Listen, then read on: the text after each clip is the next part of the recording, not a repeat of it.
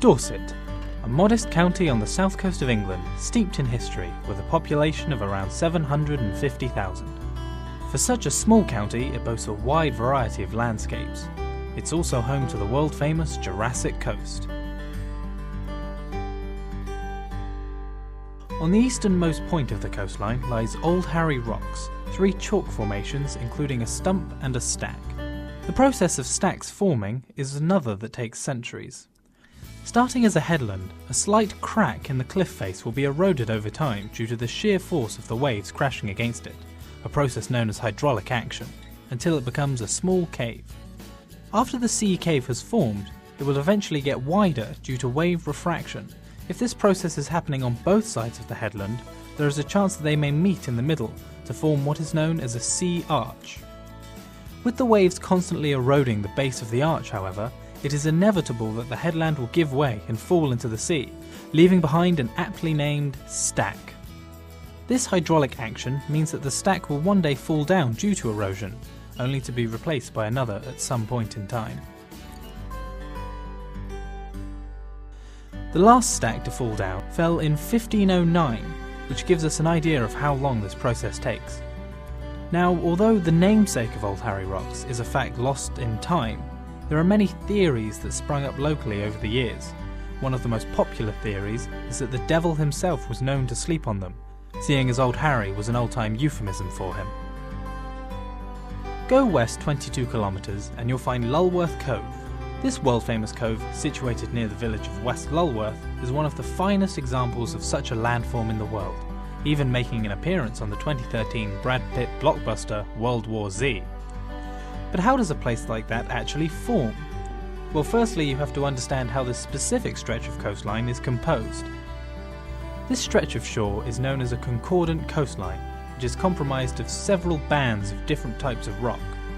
The rock band that runs along the shore is made of Portland limestone, followed by a band of Purbeck limestone, which is in turn followed by a much larger band of clay.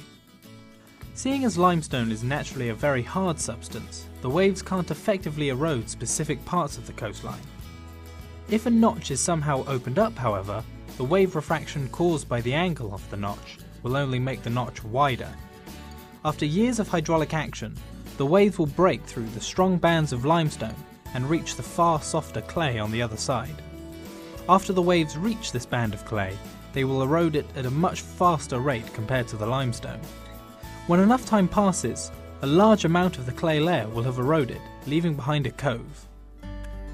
It should also be noted that a stone's throw west of here lies Stair Hole, a relatively newly formed cove which can give us a picture of what the main cove looked like several 100,000 years ago. A mere 2 kilometres west of here is Durdle Door, a natural limestone arch. Arguably one of the most famous features of the 100-mile coastline, this arch draws in over 500,000 tourists a year. This type of formation is what Old Harry Rocks looked like at one point in time, which means that in the future, Durdle Door will also turn into a stack when the headland gives in. In Australia, we can see a real-life example of this process in action, when part of a double arch named London Arch collapsed, leaving a single arch left in the ocean. Near the other end of the coastline lies the village of West Bay. Once known as Bridport Harbour, this small town was necessary years ago to export rope and nets made in the neighbouring town of Bridport. But since the advent of the railway system, the town is mostly a centre for fishing and tourism, reflected in the large amount of campsites, cafes and other amenities. Another hit with tourists are the famous cliffs, made even more so by the critically acclaimed ITV series Broadchurch, which was partly filmed in the surrounding area. Now, although not affected by erosion from the sea, these cliff faces are still weakened by high winds, resulting in frequent landslides, gradually receding it each time. Year after year, the coastal path gets closer to the cliff edge, which will eventually start to recede into the nearby golf course. Luckily for us, these processes can take up to millions of years. The rocks are over 185 million years old after all, a long time compared to modern man, who have existed for a mere 200,000 years. And who knows, maybe they'll be here long after we're gone.